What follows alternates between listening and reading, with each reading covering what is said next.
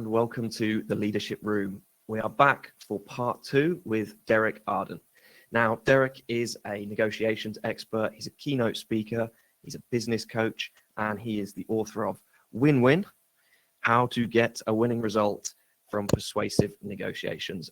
This book is really, really great. You can get it on Amazon. If you didn't see part 1, make sure you check that out. But in this part, we are going to be talking about the 5 mistakes that people make when they're negotiating. So, Derek, thank you very much for joining me. The first mistake I want to go over is not asking the right questions. Richard, thanks for inviting me back. I don't always get invited back a second time, only to apologise. But here we are talking about negotiation, my favourite subject, and one of those which a lot of people don't take seriously. So you better ask me that question again, because I've forgotten it, and that proves we're live and uncut. Okay, so not asking the right questions is the first mistake that people commonly make. Yeah, the first thing is, if you don't ask, you don't get. If you don't ask, you don't give them the opportunity to say yes to you. So there's different types of questions, but the best questions are open questions, and generally open questions begin with what or how. So how are we going to sort this out? What is it that you're looking for? What's the most important thing for you out of this transaction? When do you want to sort this out? That's a when question, but it's the 5, what they call 5 WH: what, why, when, how, who, and when. So all good open questions start with those. And at the end of the day, the reason you ask an open question is you want to get a longer response from the other side. You're trying to find out as much information from them as possible. And when they're talking, they're giving you information. And when you're talking, you're giving them information. Generally, people talk too much in a negotiation. But of course, if you're a professional negotiator like me, and I meet a lot of other professional negotiators on the other side, the danger is that no one answers any questions at all. If that's the case, then you have to give something away and get them moving. But yeah, no, again, asking good open questions. Closed questions can be asked, ones that force a yes or no answer when appropriate, but not it's not a poor question. Generally, I say that those questions need to be prepared in advance of the meeting, written into your journal, so they're there and you've got them nice and neatly ready to fire away. And they do need to be, as I said, prepared. And I guess the other part of that is the questions that drill down as well, isn't it? So I was reading in your book a chap who was working at a bank, and he was asked whether he was kind of up to something a little bit dodgy, and he said, well, that would be illegal. At which point the negotiator took that as the answer to be no, turned out to be wrong, and they had been doing something illegal. So how do you work out when to drill down, when to pull back? Where's the line? We have to listen really carefully to the answers. And when I say listening, you're not listening with these 2 bits of kit, you're listening with these 2 bits of kit. We've got 2 eyes and 2 ears to listen with. So we're watching the way it's said at the same time as how it's said. Now, I know we might be on the phone or we might be on Zoom, but you can watch it on Zoom as well. Yeah, that was a very famous high profile issue when some money had gone missing from a pension fund, and a friend of mine was sent along to interview a fairly high profile person who was running the pension fund, and he asked him had he taken any money from the pension fund, and instead of saying yes or no, he said, well, that would be illegal, wouldn't it, Richard, or whatever. And Richard says yes, it would be, and agreed with him, and they moved on. And he's been kicking himself for the rest of his life because he was manipulated or influenced to agree with him. And that's actually a yes tag question, Richard. So a yes tag question is where you make a statement and you follow it up with a yes tag question. Let me give you an example. So we only have one of these cars in the showroom. Would you like me to reserve that for you? So there's a statement, and I made that up. So, I made that up on a bit of hesitation there. So I'd have it a bit more prepared. Or I've only got a slot for one more negotiation masterclass in March. Would you like me to reserve that for you? So you're manipulating a yes. In a sales environment, there's a no tag question which says, Richard, is there anything else you need to know before we go ahead? So there's the statement before we go ahead, which is a subliminal or maybe obvious closing question. And of course, the problem is these are used by telemarketers all the time, and we can see them as manipulated because they're reading a script off of the screen. But when we use it subtly and carefully, or in a situation where this situation we were talking about earlier worked, we don't always spot it, particularly when we're under pressure. I guess we spot it, but people that are more easily influenced wouldn't spot it. I hate it when you go into a car salesroom and they start trying to close you before you even decided to buy the car. And part of that is like a social embarrassment thing as well, isn't it? It's like you almost feel obliged to say yes because you've perhaps got people watching, perhaps listening. It's almost awkward with rejecting someone. Yeah. I mean, rejection is one of the reasons people don't negotiate because they're scared of rejection. Well, you have to have a level of resilience and a level of being able to handle conflict when you're negotiating, because you're going to get conflict. We're in a conflict situation because we're negotiating. You've got something that I want and I've got something that you want, my money, but actually we can't come to an agreement. So we're going to have a degree of conflict, whatever's happening. And that's one of the reasons people don't ask for discounts in shops in the UK. But if you're buying a high profile item, you could always get a discount, and you just need to find the manager, just have a look around, find the manager, get your questions. So it's a little bit more expensive than I was expecting to pay. It's between this and the piece of furniture down the road. What can you do to help me? So again, it's always possible. Oh, no, I'm not doing that. Well, my wife says, well, if you're going to do that negotiating stuff, I'm going to Costa Coffee and get a coffee, and I'll let you do the negotiations. And oh, great, that's good, because now I haven't got her giving off body language that she wants to buy the bit of kit or whatever it is. Yeah. Okay, fantastic. So mistake number 2 is failing to plan. Yeah, proper preparation prevents pretty poor performance, the 6 Ps. There is no substitute in any situation for not preparing or planning, whether that's a negotiation, whether that's a business situation, whether that's a meeting that you're attending. High achievers will spend much more time in planning and preparing. And people say to me, well, Derek, what if I haven't got time to prepare? And I go, well, I should give up if you haven't got time. If you can't make the time to prepare for something important, analyze it with the 80-20 rule, Pareto's law. 80% of what you do provides 20% of the results. 20% of what you do provides 80% of the results. So it's something that's going to provide 80% of the results. Then get up half an hour earlier. I'm a morning person. I'm a lark. Some people are owls. So I will get the papers ready for the morning and then maybe get up at 6 o'clock and do my preparation. I write my newsletter, which you kindly mentioned in part 1. People can sign up for. It's free and complimentary. I write that at 6 o'clock on a Monday morning.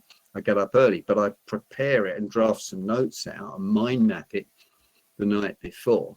And then I'm up early and I do it religiously. It's great. I have to get up to do it.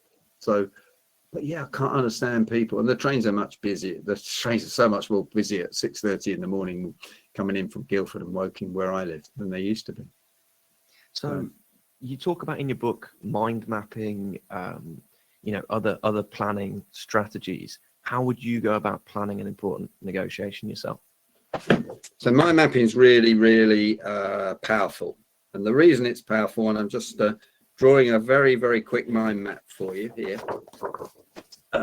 So I would take a A4 piece of paper, plain, and I'd write mind mapping in the middle. And then you start at 1 o'clock. You start at 1 o'clock with the objectives that you're trying to achieve, and you start at 11 o'clock with the outcome. And then you literally brain dump all the ideas that you have in your brain, because the brain never forgets anything, and you put it round, going round on the agenda, which is really your agenda. What you're doing there is you're dumping all the things that you've got, all the information you've got here, into one piece of paper. It's landscape, it's plain. And the reason it's landscape is we watch TV, don't we? And we watch that on a widescreen TV. Why do we watch it on a widescreen TV? Because we got two eyes, and if it was that shape, it wouldn't make any sense at all. So again, and the benefit of mind mapping is you get all the facts onto one piece of paper. You can add bits in as you think about them. And then in a stress situation, and let's say a negotiation is bound to be a stress situation if you're taking it seriously, then the recall is absolutely incredible compared with if you put it on a typed piece of paper like that. Before I do a talk, big talk, I mind map it, and then I list it in the order that I want to do it, like that, so that I've got a structure, but I've still got the mind map on another part of the desk out the front. Generally, then I don't have to look at another note. So I've got my slides, but I don't need to look at the note because it's all there in the recall. Now, for people taking exams, mind mapping is hugely powerful. You mind map as many facts as you can the night before, and therefore you then get into the exam situation under a bit of pressure, under a bit of stress, and the recall is fantastic.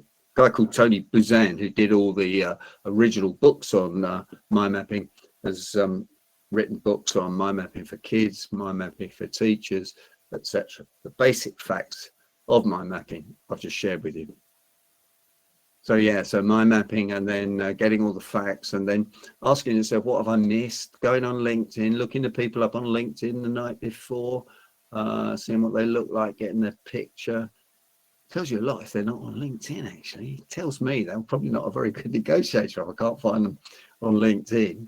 Yeah, so again, you know, nothing's cast in stone when you're negotiating, but you can take your chances of success by preparing to a much higher level. And you know, I work with 1 or 2 clients who engage me with engage me for the year or for 2 or 3 years, and I do a lot of their preparation for them, actually, so that when we go into the meeting, if I go with them or I go as their minder, they've got more information than they have time to do because they're running very large businesses.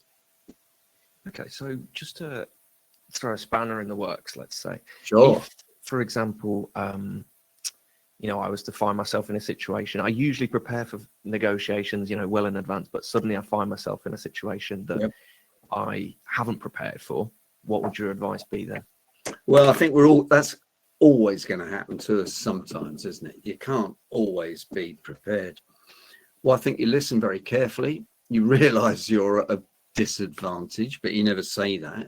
So, well, that's very interesting. I hadn't really thought about that, Richard. I'm going to need to do a little bit more research on it. So I can't agree to that. So perhaps I can get back to you tomorrow. So if somebody throws a curveball at you or whatever, something you hadn't thought of, and sometimes people do that deliberately just to throw you, complain about something that happened 6 months ago, which, you know, could have been sorted, but wasn't sorted or whatever.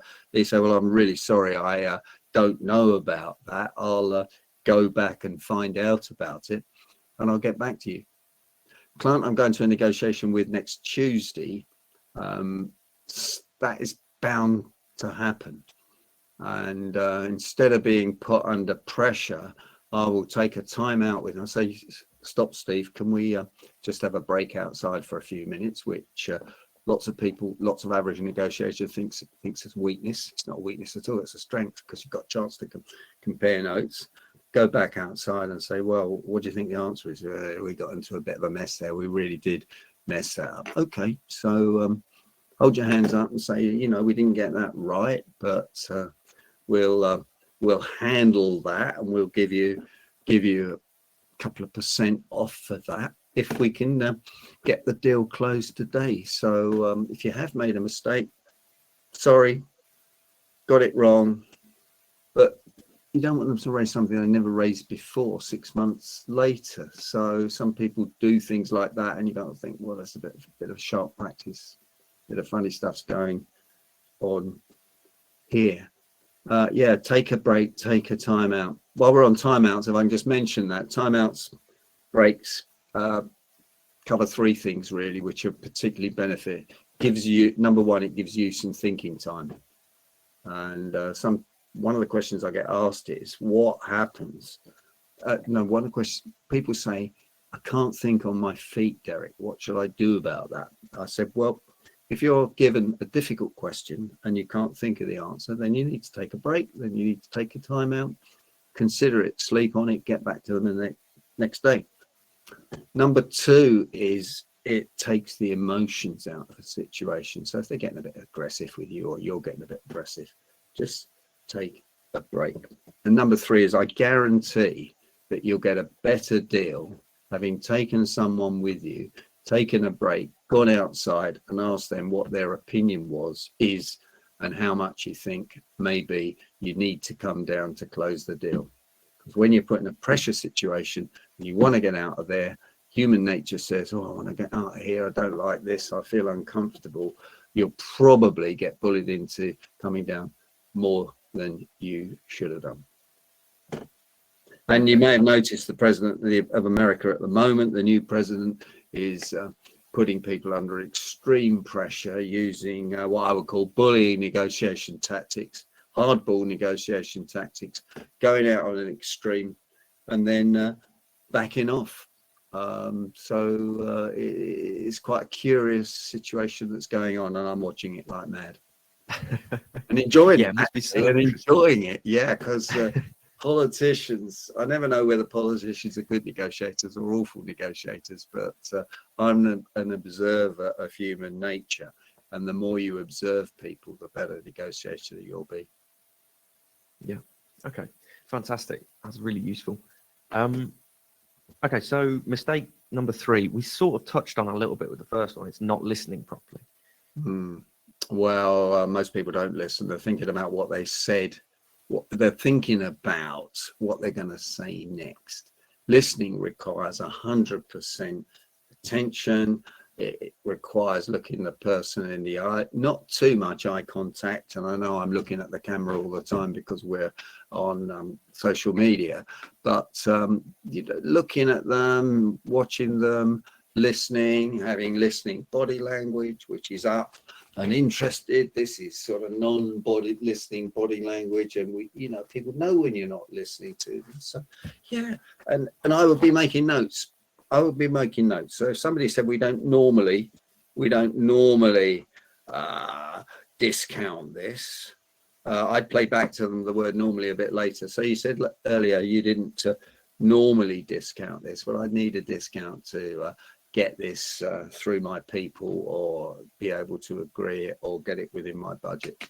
So playing back the exact words. So again, listening, and listening is an anagram of silence. So listen has the same 6 words in it as the word silent does. So that means staying silent with this and staying silent with your mind. That's why you take someone to a negotiation with you, so they can do the watching to the body language while you're listening carefully to what they're saying. Fantastic. I was just about to bring up that silent is an anagram of listening. But the other one that I read in your book was repeating what someone's saying in your own head as they're saying it, almost. So you're repeating every single word. So you're hearing every single one. You're not kind of, I compare it to sort of speed reading, where you're kind of picking up every third word. You're getting everything down.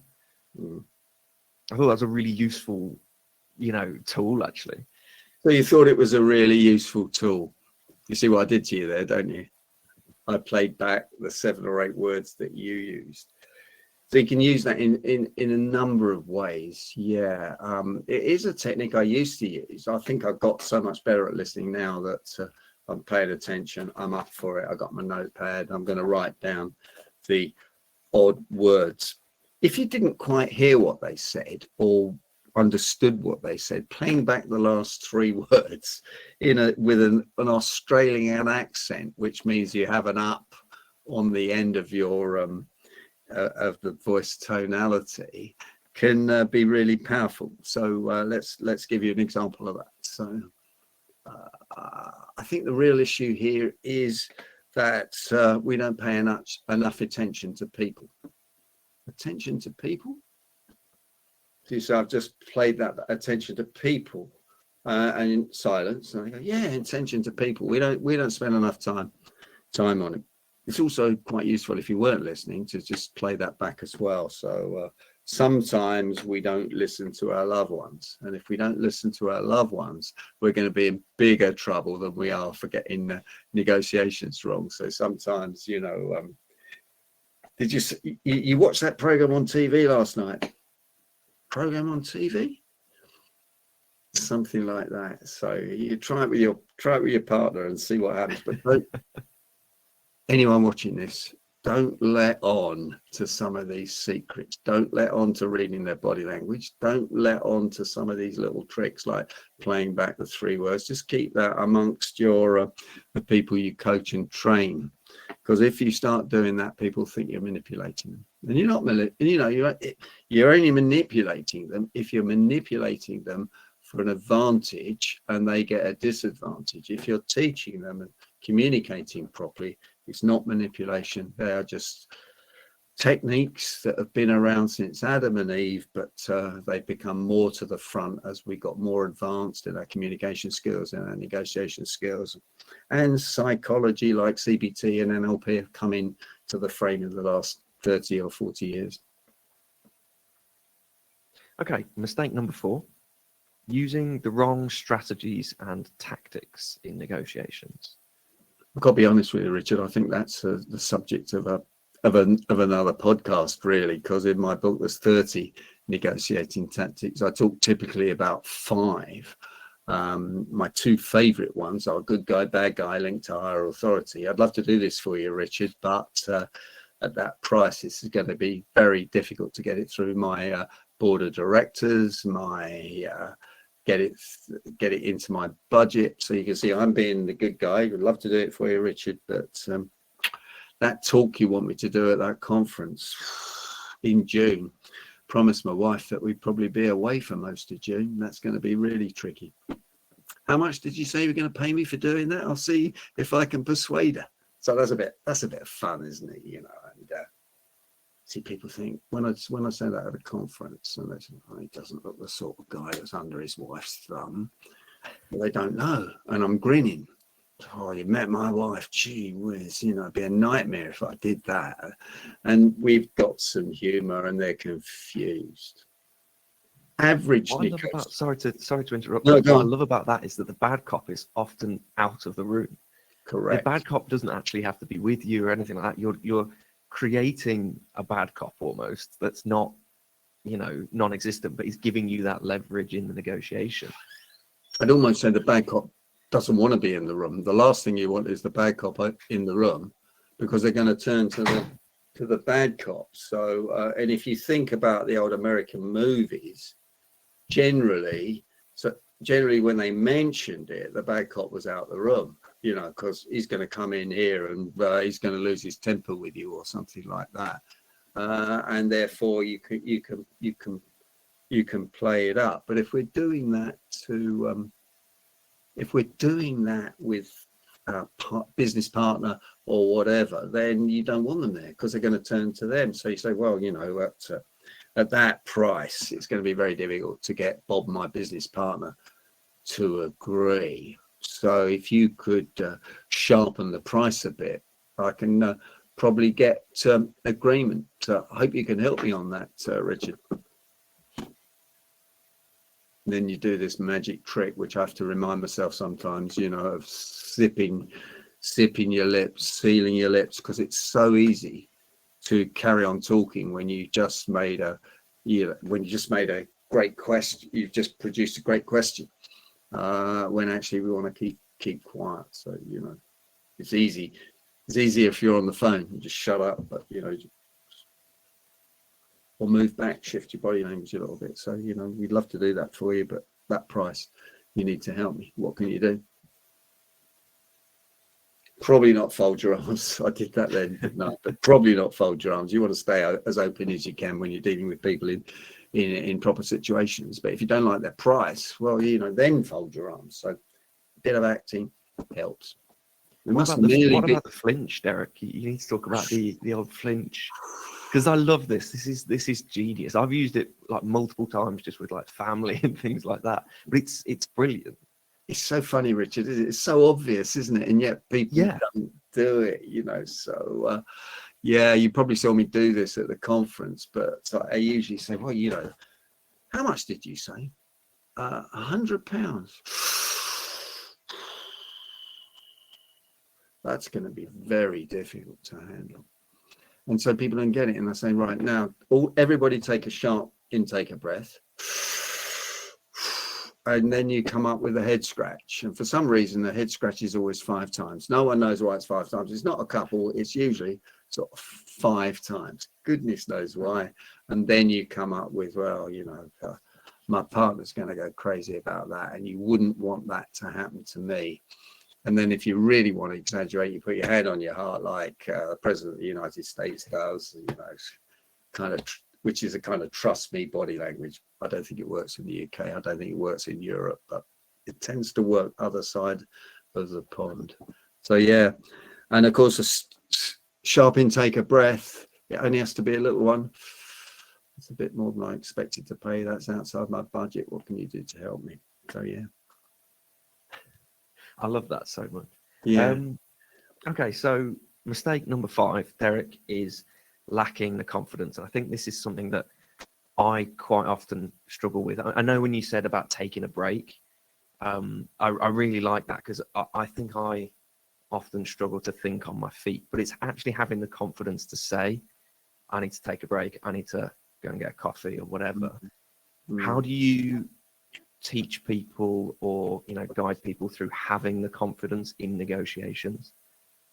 Well, the first 3 letters of confidence are con, aren't they? So C-O-N. So that, you know, getting your head around that and saying, sometimes I've got to con myself a bit, like we talked about on the first part, putting yourself in the right state, in the right frame of mind. You can do it really quickly. But if you're going to have confidence, then you need to dress with confidence. You need to arrive with confidence. You need to be there early, because all those things create confidence in your own mind. And you've got to sort yourself out before you can sort others out. So if you've got to sort yourself out, then you go dressed, if it's difficult, in the clothes that you feel the smartest, the clothes that you like, the clothes that will impress the other side. So you're good.